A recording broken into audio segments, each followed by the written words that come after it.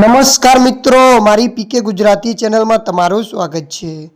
દેશ દુનિયાના તમામ તાજા સમાચાર સૌથી પહેલાં જાણવા માટે અત્યારે અમારી પીકે ગુજરાતી ચેનલને સબસ્ક્રાઇબ કરી નાખજો। અત્યારે હાલ ભૂકંપને લઈને એક મોટા સમાચાર સામે આવી રહ્યા છે।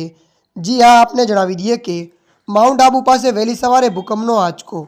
જી હા મિત્રો, વિગતવાર આપણે વાત કરીએ તો રાજસ્થાનના પ્રખ્યાત પ્રવાસ સ્થળ માઉન્ટ આબુ પાસે વહેલી સવારે ભૂકંપનો આંચકો અનુભવાયો હતો।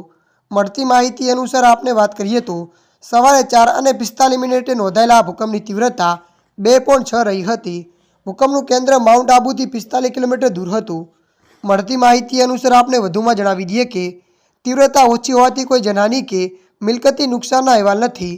જોકે વહેલી સવારે આવેલા આંચકાથી સ્થાનિક લોકોમાં ક્ષણિક ચિંતા જોવા મળી હતી। ત્યારે મિત્રો, ભૂકંપને લઈને આ મોટા સમાચાર મળી રહ્યા છે। ત્યારે મિત્રો, હાલ માટે આટલું। મળીશું નવી અપડેટ સાથે। જો તમને અમારો વિડીયો પસંદ આવે, લાઇક, શેર અને સબસ્ક્રાઇબ કરી નાખજો। ધન્યવાદ।